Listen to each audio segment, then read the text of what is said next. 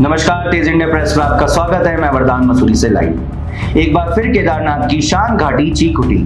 साल 2013 तारीख 16 व 17 जून के 12 साल बाद भी केदारनाथ के हालात नाजुक हैं।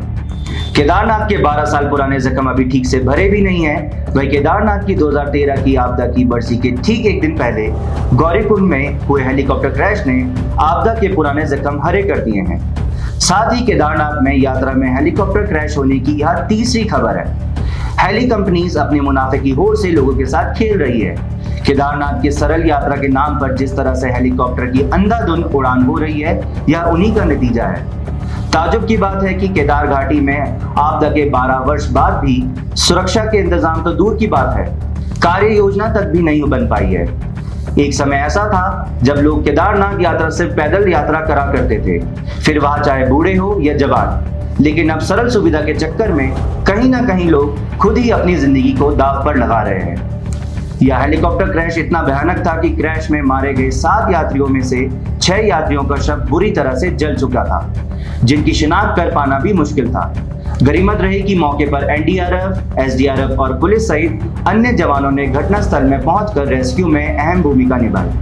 जिला आपदा प्रबंधन अधिकारी नंदन सिंह रजवाड़ ने बताया कि सुबह 6:15 बजे घटना की सूचना मिलने के बाद उन्होंने सभी रेस्क्यू दल को घटनास्थल के लिए रवाना कर दिया था। करीब 1 घंटे के भीतर सारी रेस्क्यू टीम स्थान पर पहुंच गई। साथ ही उन्होंने जानकारी दी कि रेस्क्यू अभियान में एनडीआरएफ के 22, एसडीआरएफ के 8, डीडीआरएफ के 6 और पुलिस के 8 जवानों ने अहम भूमिका निभाई। सभी शवों को दुर्गम रास्ते से गौरीकुंड पहुंचाया गया। आर्यन एविएशन, यह वही कंपनी है जो केदारनाथ में बीते 3 सालों से हेली सर्विस दे रही है और यह दूसरा क्रैश है। अब सवाल यह उठता है कि जब आर्यन एविएशन का एक हेलीकॉप्टर पहले ही क्रैश हो गया था, उसके बावजूद भी सरकार ने यात्रियों की सुरक्षा का कोई इंतजाम क्यों नहीं करा? क्यों फिर से आर्यन हेली कंपनी को ही यात्रा के लिए चुना? खैर, अब यह बात तो नहीं पता कि किसकी वजह से यह दर्दनाक और दुखद हादसा हुआ है, लेकिन हाँ, कहीं ना कहीं केदार बाबा यह संकेत दे रहे हैं कि केदारनाथ एक धार्मिक और बेहद शांत स्थल है, जहां लोग सुविधा के चक्कर में शांतवादियों को नुकसान पहुंचा रहे हैं।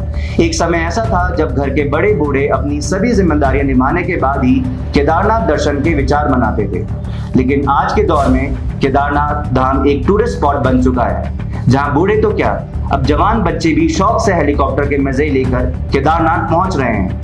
हेलीकॉप्टर ही नहीं बल्कि बेजुबान खच्चरों के ऊपर लग कर केदारनाथ के दर्शन कर रहे हैं।